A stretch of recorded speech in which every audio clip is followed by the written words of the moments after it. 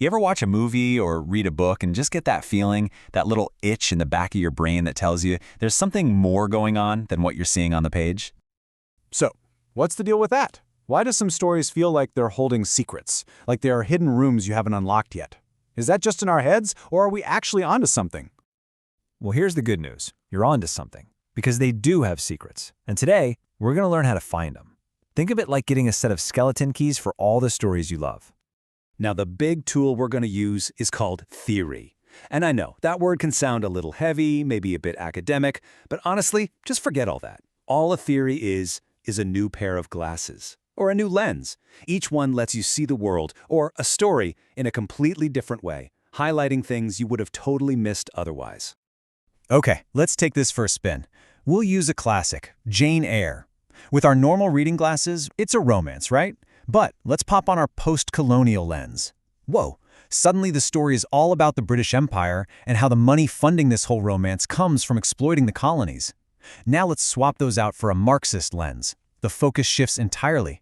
Now it's about class. We see that Jane literally cannot marry Mr. Rochester until she gets her own money and climbs up the social ladder.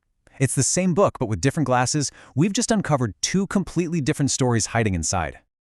So let's take a closer look at that first lens we tried on, the post-colonial lens. This is a really powerful one, and it's all about who gets to tell the story and how others can write back. For a long, long time, the stories that dominated the world came from European colonizers. And in books like Joseph Conrad's Heart of Darkness, you'd see entire continents and cultures described in ways that, well, let's just say they weren't flattering. This quote right here shows a perspective that was treated as fact for generations, and it had a massive impact on how the world saw people from those places.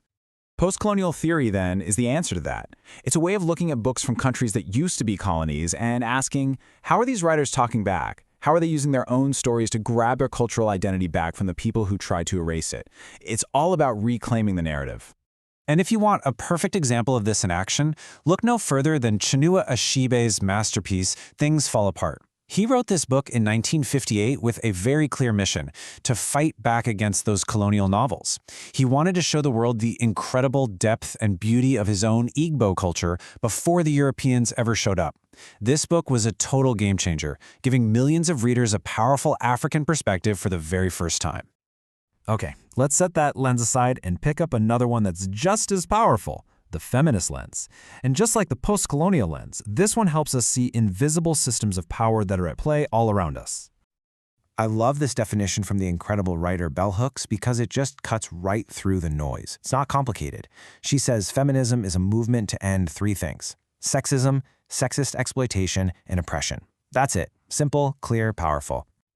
And that brings up a really, really important point. Using a feminist lens isn't about blaming individuals or saying men are the enemy. Not at all. It's about learning to spot the systems that create inequality. Systems that, by the way, end up limiting everyone, no matter their gender. It's about seeing the hidden rules of the game we're all playing. You can actually think of it as a pretty straightforward three-step process. Step 1 is just acknowledging that these systems of power are real and they exist. Step 2 is to think about how different parts of who we are, our gender, our race, our class, all intersect and can lead to different kinds of discrimination. And step 3, you use that knowledge to disrupt those systems and work for change. See, act, change. So we've played with a couple of big established lenses, but how can we start to build our own critical lens for looking at the world? Well, it all starts by learning to see what our own culture just accepts as normal. Just think about it. The shows you stream, the ads you see, what's the default setting for a hero or for a normal family? What are the unwritten rules that most stories follow without anybody even batting an eye? Here's a little cheat code to help you spot those invisible norms. It's an acronym called the SWAMP framework. It basically points out the characteristics that are often treated as the default in a lot of Western stories: straight, Christian, white, able-bodied, male, and property holding. It's just a simple tool to help you notice who usually gets to be the center of the story. And here's why that's so interesting. When a main character checks all those boxes, we usually don't even notice. It just feels normal.